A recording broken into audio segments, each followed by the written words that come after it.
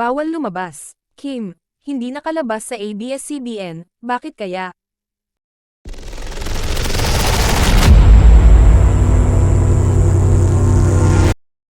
Problemado ang It's Showtime host na si Kim Chiu batay sa Facebook Reels na ibinahagi ni ABS-CBN showbiz reporter MJ Felipe. Sa nasabi kasing video, makikitang hindi makalabas si Kim sa lobby ng ABS-CBN dahil tila may problema ang card na ipinapasok niya sa entrance and exit machine. Gusto ko nang umuwi, pabirong mocktail ni Kim na ikinatawa naman ni na MJ at ng kanyang co-host na si Amy Perez. Naaliw at nakatean naman ang mga netizen sa video na ibinahagi ni MJ kung saan tampok si Kim. Narito ang ilan sa kanilang mga komento. Super bubbly Kim, I like her. Ang cute ni Kim lalo na pag nagsasalita. Kim, you're so cute.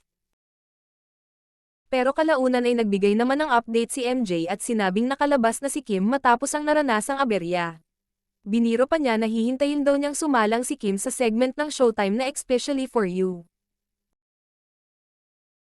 Matatandaang tila naging trademark na ni Kim ang katagang bawal lumabas matapos niyang magbigay ng magulong statement kaugnay sa franchise renewal ng ABS-CBN.